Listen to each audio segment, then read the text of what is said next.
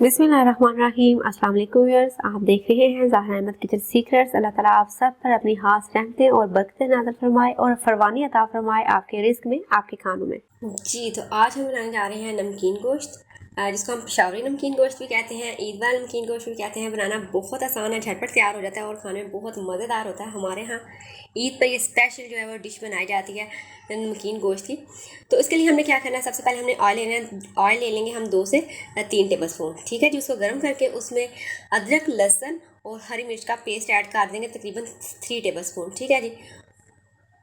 उसको हम फ्राई कर लेंगे 1 से 2 मिनट के लिए। उसके बाद इसमें हम अपना मटन या बीफ ऐड कर देंगे, ठीक है जी। तो इसको हम करेंगे अब अच्छे से इसकी भुनाई। उसके बाद क्या होगा, जैसे ही हम इसको इसमें फ्राई करेंगे, इसको भूनेंगे, तो ये पानी छोड़ जाएगा। और ईद का जो गोश्त होता है वो बहुत आम रूटीन में जो हम गोश्त इस्तेमाल करते हैं ना, उससे ज़्यादा पानी छोड़ देता है।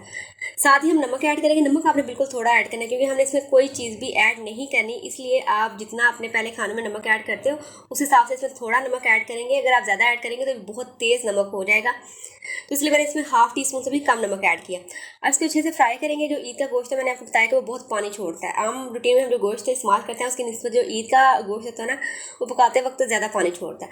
तो इसको हम इसी पानी में पकने देंगे, ठीक है जी।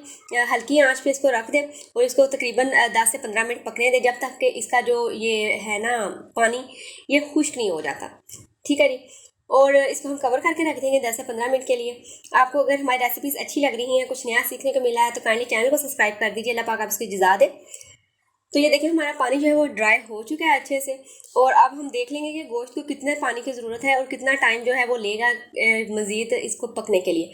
उस हिसाब से हम इसमें पानी ऐड कर देंगे। 1 से 2 लीटर मैंने पानी ऐड कर दिया, क्योंकि हम इसको प्रेशर कुकर में नहीं बना रहे, हम इसको जो है वो किसी भी पतीले में बनाएंगे।